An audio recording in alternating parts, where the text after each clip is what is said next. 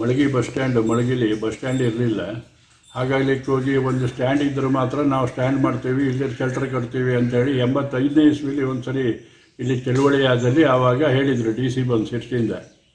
ಆಮೇಲೆ ಏನಾಯಿತು ಅಂತ ಹೇಳಿದರೆ ನನ್ನ ಹತ್ರ ಊರವರೆಲ್ಲ ಸೇರಿ ಈಗ ರಸ್ತೆ ಪಕ್ಕಲ್ಲೇ ಇದೆಯಲ್ಲ ಜಾಗ ಕೊಡಿ, ಬಸ್ ಸ್ಟ್ಯಾಂಡ್ ಆಗುತ್ತೆ ಅಂತೇಳಿ ಒತ್ತಾಯಿಸಿದರು. ಕಡೆಗೆ ಒಂದು ಸಾರ್ವಜನಿಕ ಹಿತಾಸಕ್ತಿಗೋಸ್ಕರ ಸ್ಪಂದನೆ ಮಾಡಬೇಕಲ್ಲ ಅಂಥೇಳಿ ನಾನು ಬಸ್ ಸ್ಟ್ಯಾಂಡಿಗೆ 30 ಗುಂಟೆ ಜಾಗ, RTCಲಿ 20 ಇದೆ, ಆದರೆ 21 ಮೀಟ್ರ್ ಬಿಟ್ಟು ಅಂತ ಹೇಳುವಾಗ ಅಲ್ಲಿಗೆ 30 ಗುಂಟೆ ಆಗ್ತದೆ. ಅಷ್ಟು ಜಾಗನ್ನು KSRTC ಬಸ್ ಸ್ಟ್ಯಾಂಡಿಗೆ ದಾನಪತ್ರವಾಗಿ ಶಿರ್ಸಿ ಡಿ ಸಿ ಕೊಟ್ಟೆ. ಅದು ಕೊಟ್ಟು 10 ವರ್ಷದವರೆಗೂ ಏನೂ ಕೆಲಸ ಆಗಲಿಲ್ಲ. ಆನಂತರ ಅದನ್ನು VS ಪಾಟೀಲ್ MLA ಆಗಿದ್ದಲ್ಲಿ ಒಂದು ಇದು ಕಟ್ಟಿ, ಬಸ್ ಸ್ಟ್ಯಾಂಡಿದು ಕಟ್ಟಡ ಕಟ್ಟಿಬಿಟ್ಟು ಎಲ್ಲ ಮಾಡಿ ವಿದ್ಯುಕ್ತವಾಗಿ 2013ರಲ್ಲಿ ಚಾಲನೆ ಮಾಡಿದರು. ಆನಂತರ ಬಸ್ ಸ್ಟ್ಯಾಂಡು ಆಯ್ತಾ ಇದೆ, ನಡೀತಾ ಇದೆ, ಎಲ್ಲ ಇದೆ. ಆದರೆ ಒಂದೊಂದು ಮೂಲಭೂತ ಸೌಕರ್ಯದ ಬಗ್ಗೆ ಇದುವರೆಗೂ ಒಂದು ಸುಣ್ಣ ಬಣ್ಣ ಆಗಲಿ, ಒಂದು ಕಡೀಕರಣ ಆಗಲಿ, ಯಾವುದೇ ಒಂದು ಚೂರು ಮೂಲಭೂತ ಉದ್ದೇಶ ನೆರವೇರಲಿಲ್ಲ. ಇದನ್ನು ನಾವು 2-3 ಸರಿ ಕೂಡ ಅವರಿಗೆ ತಿಳಿಸಿ, ಶಿರ್ಸಿಗೆ ಹೋಗಿ, ಯಲ್ಲಾಪುರಕ್ಕೆ ಹೋಗಿ ಬಸ್ ತಡೆ ಮಾಡಿ ತಿಳಿಸಿದಾಗಿಯೂ ಕೂಡ ಮಾಡ್ತೀವಿ ಅಂತ ಹೇಳ್ತಾ ಬಂದರು. ಕಡೆಗೆ ಈಗ 22ನೇ ಇಸ್ವಿಲಿ ಶಿರ್ಸಿಯ ಘಟಕ ವ್ಯವಸ್ಥಾಪಕರು ಬಂದು ಬಸ್ ಸ್ಟ್ಯಾಂಡಲ್ಲಿ ಕೂತು, ನೀವು ಬಸ್ ತಡೆ ಮಾಡಬೇಡಿ, 1 ತಿಂಗಳಿಗೆ ಲೈಟಿಂಗ್ ಮಾಡ್ತೀವಿ, 2ನೇ ತಿಂಗಳಿಗೆ TC ಹಾಕ್ತೀವಿ, 3ನೇ ತಿಂಗಳಿಗೆ ಇದು ಮಾಡ್ತೀವಿ ಅಂಥೇಳಿ ಎಲ್ಲ ಬರೆದು ಕೊಟ್ಟು ಹೋಗಿದ್ದಾರೆ. ಅದು ನನ್ನ ಹತ್ರ ಇವಾಗಲೂ ಇದೆ. ಆದರೆ ಬರೀ ಆಶ್ವಾಸನೆ ಅಷ್ಟೇ ವಿನ ಯಾವುದೇ ಕೆಲಸ ಆಗಲಿಲ್ಲ. ಅವರಿಗೆ ಎಷ್ಟೊಂದು ನಿರ್ಲಕ್ಷ್ಯ ಇದೆ ಅಂತೇಳಿದ್ರೆ ಬಸ್ ಸ್ಟ್ಯಾಂಡಿನ ಕರೆಂಟು ಈಗ 1-2 ವರ್ಷ ಆಯಿತು ಬಂದ್ ಮಾಡಿ, ಕಟ್ಟಲಿಲ್ಲ ದುಡ್ಡು ಅಂತೇಳಿಬಿಟ್ಟು KSRTC ದುಡ್ಡು ಕಟ್ಟಲಿಲ್ಲ ಅಂತೇಳಿ ಕಟ್ ಮಾಡ್ಕೊಂಡು ಹೋಗಿದ್ದಾರೆ, ಇನ್ನೂ ಹಾಕ್ಸಿಲ್ಲ.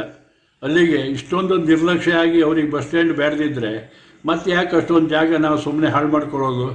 ಅದಕ್ಕೋಸ್ಕರ ಈಗ ಬಸ್ ಒಳಗೆ ಬರ್ತಾನೆ ಇಲ್ಲ. ಈ ಕೆಟ್ಟ ಮಳೆಗಾಲದಲ್ಲಿ 850 ಜನ ಪಬ್ಲಿಕ್ ಸ್ಕೂಲು ವಿದ್ಯಾರ್ಥಿಗಳಿದ್ದಾವೆ, ದೂರದಿಂದ ಬರ್ತಾರೆ. ಬಸ್ಸಲ್ಲಿ ಬರೋಕ್ಕೆ, ಇಳಿಯೋಕ್ಕೆ, ಹತ್ತೋಕ್ಕೆ ಭಾಳ ಒದ್ದಾಡ್ತಾ ಇದ್ದಾವೆ ಹಾಗೆಯೇ. ಆದರೆ ಇದು ಯಾವುದ್ರ ಪರಿವೇ ಇಲ್ಲ. ಶಿರ್ಸಿಗೆ ₹1,00,00,000 ಬಸ್ ಸ್ಟ್ಯಾಂಡು, ಮುನಗೋಡಕ್ಕೆ ₹1,00,00,000 ಬಸ್ ಸ್ಟ್ಯಾಂಡು. ಆದರೆ 25 ಕಿಲೋಮೀಟ್ರ್ ಮಧ್ಯಂತರದಲ್ಲಿ ಮಳಗೆ ಇದೆ. ಒಂದು ಹಿಡಿ ಮಣ್ಣು ಕೂಡ ಇದಕ್ಕೆ ಹಾಕಿದ್ದಿಲ್ಲ ಅವರು.